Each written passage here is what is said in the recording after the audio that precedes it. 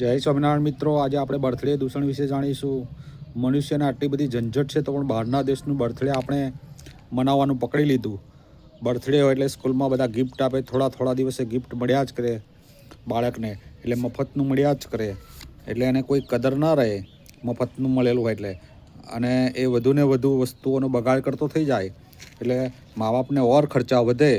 અને ઘણા તો પોતે ગિફ્ટ આપેલી હોય એટલે પાછી લેવા બર્થડે મનાવે.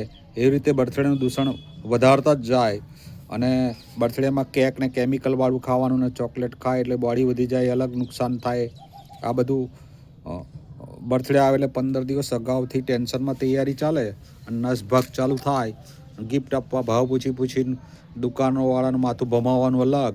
ઘણાને આ વિડીયો ધંધાને નુકસાન થવાવાળો લાગે, પણ જે દૂષણ હોય ને તો ફરીને પાછું ઘરમાં આવે અને દુઃખી જ કરે.